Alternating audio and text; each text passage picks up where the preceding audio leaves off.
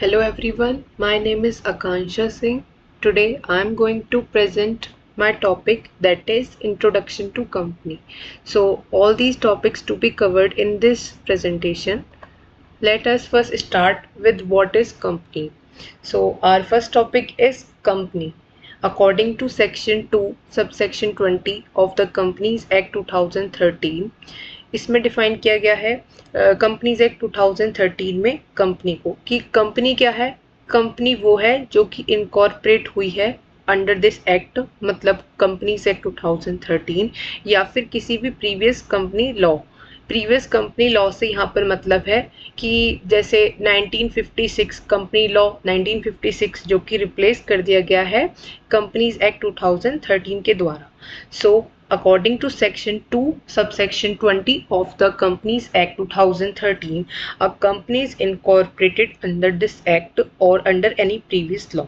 So this was about company. Now let us move to next slide, that is about essential features of company. So first essential feature of company is separate legal entity. Separate legal entity हमें बताता है कि company अलग होती है और जो company को चलाने वाले लोग होते हैं वो अलग होते हैं। जो कंपनी होती है वो क्रिएटेड बाय लॉ होती है, लॉ उसको बनाता है, तो उसको लॉ जो है ऐसी पावर्स देता है जो एक ह्यूमन बीइंग होल्ड करता है। जैसे कि कंपनी अपने खुद के नाम पे प्रॉपर्टीज खरीद सकती है, किसी के ऊपर केस कर सकती है, या फिर कोई कंपनी के ऊपर भी केस कर सकता है, या फिर कंपनी अपना एक बैंक अकाउंट होल्ड कर सकती है, या कंपनी लोन ले सकती है, या फिर कंपनी एक प्रॉपर्टी को परचेज कर सकती है या फिर बेच सकती है। तो ये कुछ काम होते हैं जो कि कंपनी अपने खुद के नेम में कर सकती है। फिर सेकेंड फीचर है प्रीपेक्चुअल सक्सेशन। प्रीपेक्चुअल सक्सेशन हमें बताता है, ये कॉन्सेप्ट होता है जो बताता है कि कंपनी चलती रहेगी क्योंकि वो बनाई गई है एक लॉ के द्वारा, तो उसको मिटाएगा भी कौन? लॉ। तो इसमें क्या होता है, जो लोग आते हैं कंपनी में, जो कंपनी को चलाते हैं, वो बेशक उनकी डेथ हो जाए, इंसॉल्वेंसी या फिर उनका रिटायरमेंट हो जाए कंपनी से, बट कंपनी फॉर एवर के लिए चलती रहेगी। तो ये कॉन्सेप्ट हमें बताता है कंपनी के वर्किंग के बारे में कि कंपनी चलती रहेगी फॉर एवर। फिर थर्ड है हमारा लिमिटेड लाइबिलिटी। लाइबिलिटी के बेसिस पे कंपनी को डिवाइड किया गया है 3 पार्ट्स में, लाइबिलिटी लिमिटेड बाय शेयर्स और limited by guarantee and unlimited. तो लिमिटेड बाय शेयर्स में जो एम्प्लॉयज होते हैं या फिर मतलब मेंबर्स होते हैं या फिर शेयर होल्डर्स होते हैं, उनकी जो लाइबिलिटी होती है वो अप टू अनपेड अमाउंट जितनी होती है। और लिमिट लाइबिलिटी बाय गारंटी, तो उसमें जो शेयर होल्डर्स या फिर मेंबर्स होते हैं वो प्रॉमिस करते हैं कि वाइंडिंग अप के दौरान, कंपनी के वाइंडिंग अप के दौरान वो एक फिक्स्ड अमाउंट ऑफ मनी किसको देंगे? कंपनी को देंगे लाइबिलिटीज को पूरा करने के लिए। तो ये होता है लिमिटेड बाय गारंटी। और अनलिमिटेड में अप टू द डेथ, यानी कि जितना कर्जा कंपनी के ऊपर है उतना सभी शेयर होल्डर्स और मेंबर्स पे करते हैं। तो this was all about limited liability. Now our next point is artificial person. जो कंपनी होती है वो नेचुरली क्रिएट नहीं की जाती, मतलब नेचुरली बर्थ नहीं लेती, तो ये क्रिएट की जाती है लॉ के द्वारा। सो company is artificial person and holds powers like human beings because all these powers are given by law to company। जैसे अभी हमने ऊपर वाले पॉइंट में देखा सेपरेट लीगल एंटिटी, उसी की तरह आर्टिफिशियल पर्सन भी होती है कंपनी, क्योंकि ये क्रिएट की जाती है लॉ के द्वारा।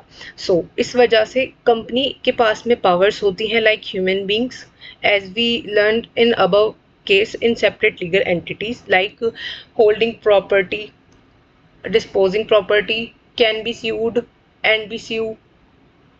Our next point is common seal.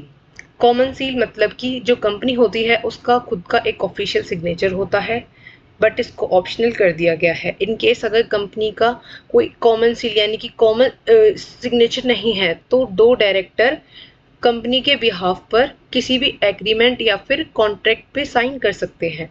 और अगर एक कंपनी है जिसमें एक डायरेक्टर और एक सेक्रेटरी हैं, तो वो दोनों मिलकर कंपनी के बिहाफ पर सिग्नेचर कर सकते हैं तो इस सेंस में, इस केस में जो कंपनी है उसकी एग्रीमेंट दर्शाई जाएगी उस एक पर्टिकुलर कॉन्ट्रैक्ट पे. So this was about common seal. Now let's move on our next slide, that is about kinds of company. So kinds of company में पहली कंपनी है हमारी प्राइवेट कंपनी. प्राइवेट कंपनी को कुछ इंडिविजुअल्स मिलकर hold करते हैं, जैसे कि कुछ शेयर होल्डर्स होते हैं जो प्राइवेटली उनको होल्ड करते हैं कुछ सेलेक्टिव ही शेयर कैपिटल के साथ. ठीक है. A private company also known as privately held company, ये एक बिजनेस होता है जिसको limited number of shareholders hold करते हैं, और जैसे कि फैमिली मेंबर्स या फिर इन्वेस्टर्स, कुछ सेलेक्टेड इन्वेस्टर्स. कैरेक्टरिस्टिक्स क्या है एक प्राइवेट कंपनी की? Restricted transfers of shares. इसमें हम अपने शेयर्स को इजीली किसी भी शेयर होल्डर को ट्रांसफ़र नहीं कर सकते, किसी भी अदर इंसान को अपने शेयर्स को इजीली ट्रांसफ़र नहीं कर सकते. इसमें प्रोहिबिटेड होते हैं transfer of shares. Our second point is limited members. जो प्राइवेट कंपनी होती है उसमें मिनिमम 2 मेंबर्स की रिक्वायरमेंट होती है और मैक्सिमम 200 मेंबर्स की. Except 1% company. 1% कंपनी एक ऐसी प्राइवेट कंपनी होती है जो कि सिर्फ एक केवल वन इंसान, वन मेंबर से ही चलाई जा सकती है. तो इसको छोड़कर बाकी जो प्राइवेट कंपनीज होती हैं उसमें मिनिमम नंबर्स ऑफ मेंबर्स 2 और मैक्सिमम 200 मेंबर्स चाहिए होते हैं एक कंपनी को चलाने के लिए. फिर next point is no public subscription. इसमें हम जनरल पब्लिक से अपनी सिक्योरिटीज़ को सब्सक्राइब करने के लिए नहीं बोल सकते और प्रोस्पेक्टस भी इशू नहीं कर सकते. और next point is minimum paid up capital. इसमें कोई रिक्वायरमेंट ऐसी नहीं सच दी गई है क्योंकि इसको रिमूव कर दिया गया था 2015 में ही. So there is no mandatory minimum capital for private companies now. Next slide is about public companies. Public companies वो कंपनीज होती हैं जो कि प्राइवेट कंपनीज से अलग होती हैं. Company that is not a private company, जो कि प्राइवेट कंपनी नहीं है और जिनकी पेड अप कैपिटल शेयर वो 5 लाख हो सकती है और such higher amount as may be prescribed. Characteristics क्या है पब्लिक कंपनी की? Not a private company. Private company नहीं होती पब्लिक कंपनी क्योंकि वो क्राइटेरियाज फुलफिल नहीं करते प्राइवेट कंपनी के. जैसे कि प्राइवेट कंपनी में मिनिमम मेंबर्स 2 चाहिए होते हैं, बल्कि पब्लिक कंपनी में 7 चाहिए होते हैं, और मैक्सिमम प्राइवेट कंपनी में 200 चाहिए होते हैं और पब्लिक में अनलिमिटेड भी आ सकते हैं. फिर minimum paid up capital criteria. The company must have a minimum paid up capital of 5 lakh rupees or is specified by the government. फिर पब्लिक ऑफरिंग्स. हम जो पब्लिक कंपनीज होती हैं वो अपने सिक्योरिटीज़ को सब्सक्राइब कराने के लिए जनरल पब्लिक से प्रोस्पेक्टस इशू कर सकती हैं, और जो जनरल पब्लिक होती है वो पब्लिक कंपनीज में अपने शेयर्स अपने फंड को डालकर सिक्योरिटीज़ को परचेज कर सकते हैं. रेगुलेशन. जो पब्लिक कंपनीज होती है उनको सेबी यानी कि security and exchange board of India जो है वो रेगुलेट करता है. Now let us understand about government companies. Government companies वो कंपनीज होती हैं जिसमें गवर्नमेंट जो होती है या तो सेंट्रल या तो स्टेट वो 50 से ज़्यादा शेयर होल्ड करती है. ऐसी कंपनीज को गवर्नमेंट कंपनीज कहा जाता है. या तो सिर्फ सेंट्रल गवर्नमेंट 51% ऑफ शेयर्स को होल्ड करे किसी भी एक कंपनी में, या फिर कोई भी स्टेट गवर्नमेंट किसी भी एक कंपनी में 51 शेयर्स को होल्ड करती है तो उस कंपनी को गवर्नमेंट कंपनी माना जाता है. या फिर दोनों पार्शली, दोनों थोड़े थोड़े शेयर्स मिलाकर 51 शेयर्स का स्टेक अगर होल्ड करती हैं किसी भी कंपनी में तो वो गवर्नमेंट कंपनी कहलाती है. A government company is one where the central government, a state government or a combination of both holds at least 51% of the paid up share capital. So this was the meaning of government company. Now characteristics of government company. Ownership किसके पास होती है government company की? At least 51% जो share capital है वो किसके पास होनी चाहिए, वो होनी चाहिए या तो सेंट्रल गवर्नमेंट के पास या फिर स्टेट गवर्नमेंट के पास या फिर दोनों के पास। फिर सब्सिडीज की बात करें, अगर कोई गवर्नमेंट कंपनी की सब्सिडी है जिसके पास गवर्नमेंट के पास जिसके कुछ शेयर्स हैं, यानी कि उसके पास में उसका इन्फ्लुएंस है, और इस केस में क्या होगा, वो कंपनी भी गवर्नमेंट कंपनी ही मानी जाएगी। फिर आते हैं हम mixed up ownership. Mixed up ownership का मतलब होता है एक ऐसी कंपनी जिसमें गवर्नमेंट भी होल्ड करती है कुछ पार्ट, और कुछ पार्ट प्राइवेट शेयर होल्डर्स भी होल्ड करते हैं। तो ऐसी कंपनी को उसमें हम उसको मिक्स्ड ओनरशिप कहते हैं। सो फॉरेन कंपनीज ऐसी कंपनीज होती हैं जो कि इनकॉर्पोरेट यानी कि बनी तो इंडिया से बाहर हैं, बट वो अपना बिजनेस इंडिया के अंदर ही कर रही हैं। A company incorporated outside India that maintains a place of business in India whether by itself और through an agent and also conduct any business activities in India. So this was about foreign companies.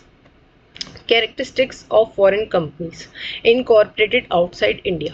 जो foreign companies होती हैं वो India के बाहर बनी होती हैं, place of business in India, पर जो वो बिजनेस करती हैं वो विद इन इंडिया होता है। The company must have a physical और electronic presence in India, either directly या फिर किसी एजेंट के through. Conducting business activities in India, जो कंपनी होती है वो बिजनेस में एक्टिविटीज में इंगेज होनी चाहिए विद इन इंडिया, या तो प्रेजेंस हो उसकी फिजिकल फॉर्म में या फिर ऑनलाइन फॉर्म में। Now let us understand meaning of companies with charitable objects. ऐसी कंपनीज को हम सेक्शन 8 की कंपनीज भी कहते हैं या फिर non profit organisation.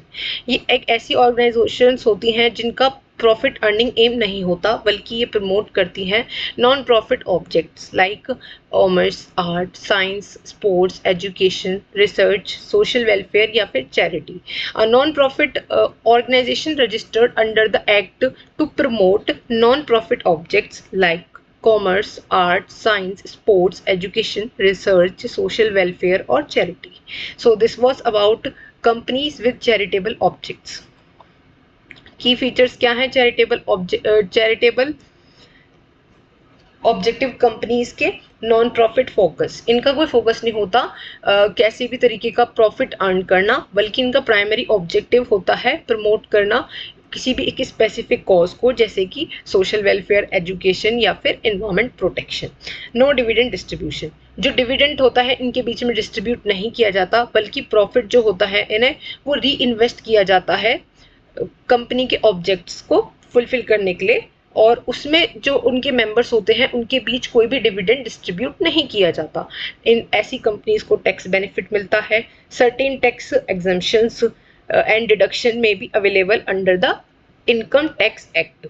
Separate legal entity, जो कंपनी है वो अलग होती है उसके मेंबर्स से, ठीक है। So the company operate as a distinct legal entity separate from its members. One person company, a private company with only one member, एक ही ऐसी प्राइवेट कंपनी है जिसमें सिर्फ एक मेंबर होता है, ठीक है। और this member is also sole director are appointed. इसको यही जो डायरेक्टर, यही जो एक पर्सन होता है ये एक सोल डायरेक्टर की तरह भी अपॉइंट किया जा सकता है इस कंपनी में, यानी कि वन पर्सन कंपनी में। वन पर्सन कंपनी जो है बेनिफिट प्रोवाइड करती है, एक कॉर्पोरेट स्ट्रक्चर देती है ऐसे लोगों को जो सोल प्रोप्राइटरशिप कर रहे होते हैं। उनको कंपनी के जो बेनिफिट्स होते हैं उन बेनिफिट्स को होल्ड करने में मदद करता है। की फीचर्स क्या हैं? सेपरेट लीगल एंटिटी, ऑनर अलग होता है, और इनका जो बिजनेस होता है, वन पर्सन कंपनी जो होती है वो अलग होती है। The one person company is a separate legal entity from its member, meaning the members personal assets are not liable for the company's debts। अब इन केस कोई जो कंपनी है वो डेट में चली जाती है तो जो एक मेंबर है उसके पर्सनल एसेट्स जो हैं वो क्या होंगे, वो बचे रहेंगे। अब लिमिटेड लाइबिलिटी, जो लाइबिलिटी होगी मेंबर की वो लिमिटेड होगी to the unpaid amount on the share held, जितने उसके पास शेयर्स होंगे उतनी ही उसकी लाइबिलिटी भी मानी जाएगी। single member ये the company can have only one member who can be the same person as the director। no AGM, जो एनुअल जनरल मीटिंग्स होती हैं उसको कराने की भी कोई ज़रूरत नहीं होती, क्योंकि एक सोल ही मेंबर होता है इस टाइप की कंपनी का. So no need to hold annual general meetings. So guys, this was my PDF. This was my presentation. Thank you.